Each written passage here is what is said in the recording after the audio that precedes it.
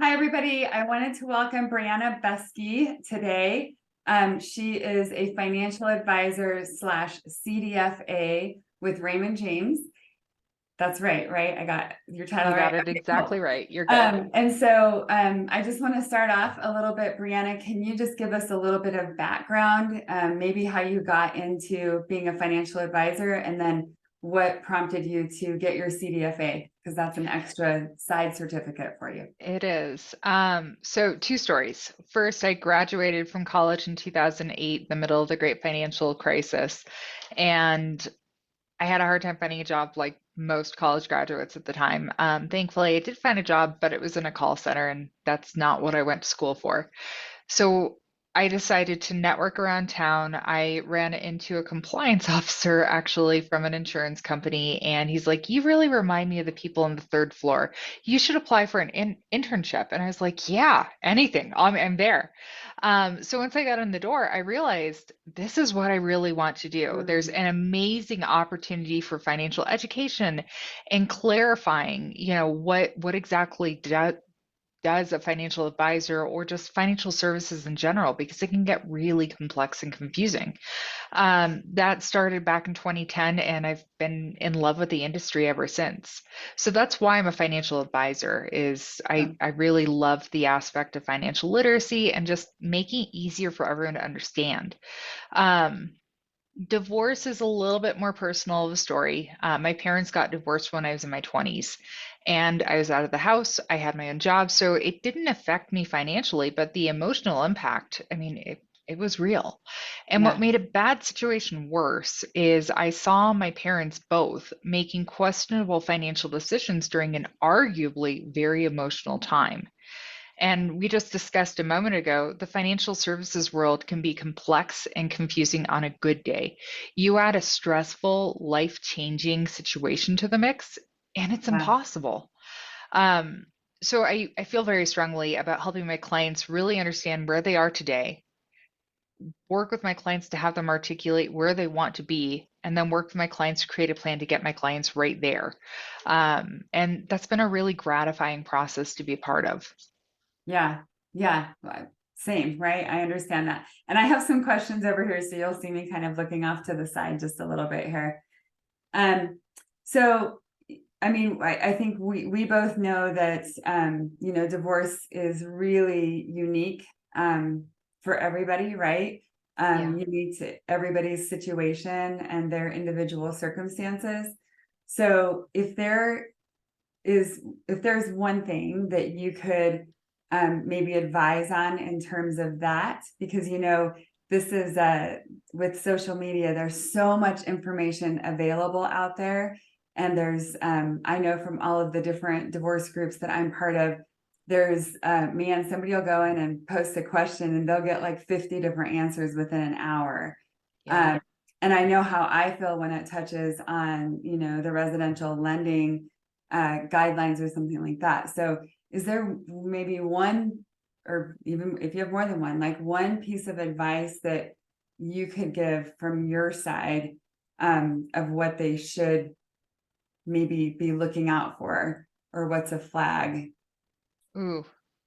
I mean, one piece of advice, my favorite piece of advice to give is everything is negotiable. And if you're not comfortable negotiating yourself, feel free to hire a lawyer or have someone to help you advocate on your own behalf, because it is your divorce and nobody else's. Mm-hmm. But as you said, everybody's divorce is so unique. It's hard to say, like, here's one thing everyone should do. Um, I do work with people organizing their finances beforehand. Mm-hmm. And I would say if you're not comfortable having an honest, open look at your financial situation, feel free to, reach out and have someone help you. I mean, even I've had clients where, I kid you not, we've whipped out a teapot and teacups and had a tea party because one, we need to be sober, and two, Yeah. we needed to relax and bring down the the stress, because it's a very intense time period in people's lives, and unfortunately, this is very important information for you to recognize. Yeah. I think too, for people for the person that maybe doesn't always deal with the finances, if you put that in front of them on top of the stress that they're going I know, through, it's horrible. the divorce, yeah, they're like deer in the headlights, right? So, For that individual, I'd say reach out for help, whether it's your best friend or feel free to call me or another CDFA. Feel free to mhm, get help and support because you're right. It's very stressful. And as I said, this is important. This is going to affect you going forward, and putting yourself in a position of strength is important. And if yeah.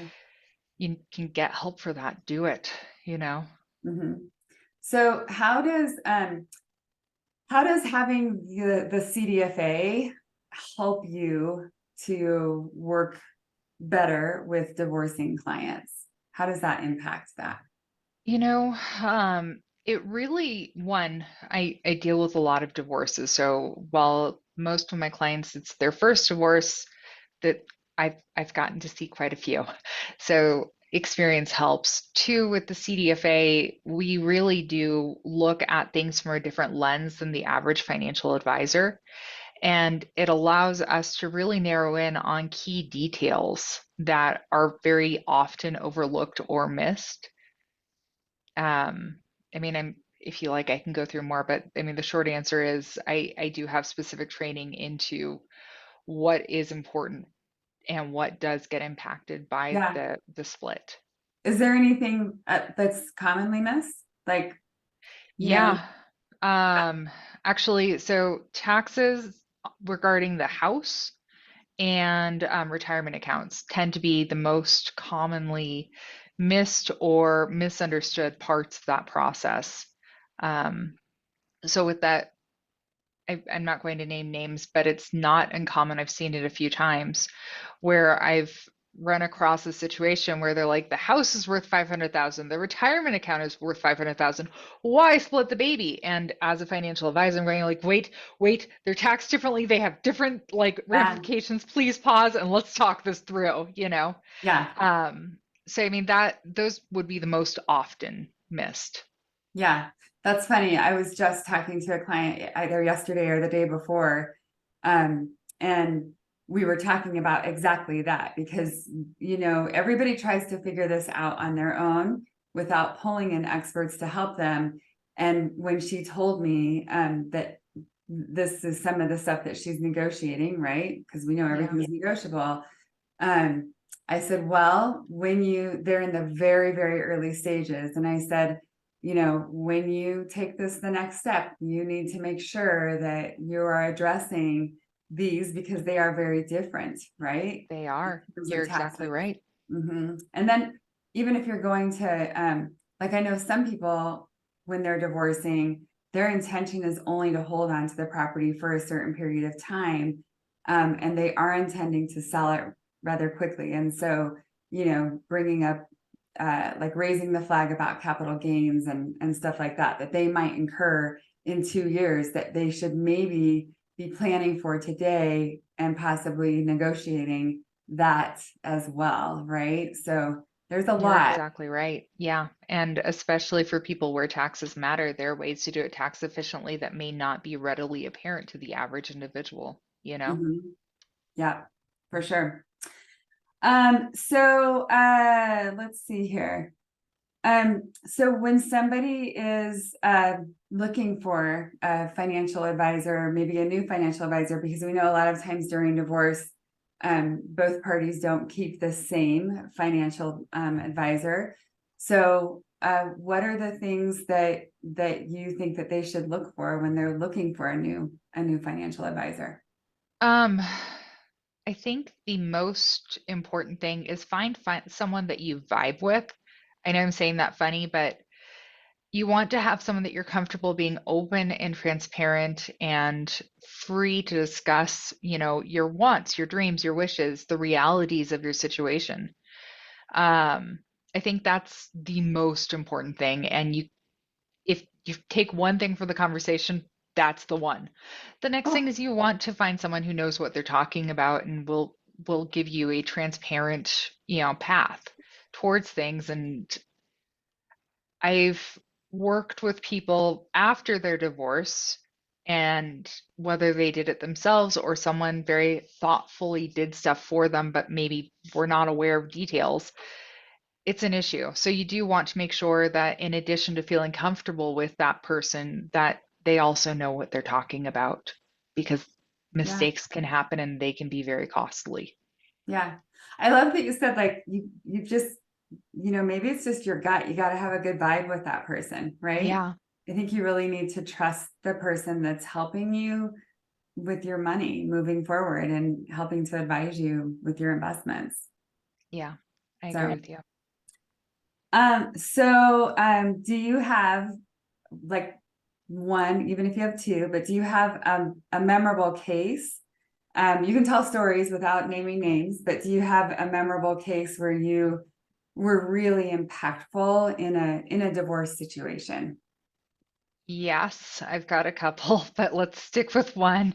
Okay. Um, so I actually, both scenarios are with the person who was part of the relationship and not really dealing with the finances, and high earner. So they were smart people. They just didn't deal with that on a day-to-day basis. Hmm. They walk into my office and they are stressed out about the I don't know if I can pay my mortgage.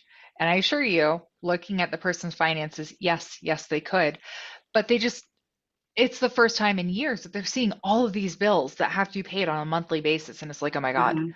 Uh-huh. So we have our conversation, and it's apparent this is causing a lot of mental burden. So we literally sat down and we put together a spending plan. Like, all right, this is how much a mortgage costs. This is the utilities. It was that simple. And I can't Wow. tell you how impactful, like you could see it, like, posture had straightened and she was Yeah. just so much more comfortable Yeah. walking out of the office. During the process of her split, she, again, very smart woman, but not a spreadsheet person. My love language is spreadsheets. Not everyone else's. I get it. Um, but she was like, okay, they're giving me this proposal, that proposal. Like, I have no idea what this means to me. And again, spreadsheets are my love language. I was very happy to make it very simple for her to understand, Mhm. in terms of like, this is the impact now. This is 5 years from now. This is 20 years from now. And I also utilized some software to make that very easy for her to see. She did want to retire at a point. She did have children that she wanted to put through school, and she had traveling goals. And we were able to show, like, this is what this means towards those goals. This is what you're planning to do going forward. What do you think about this option versus that option?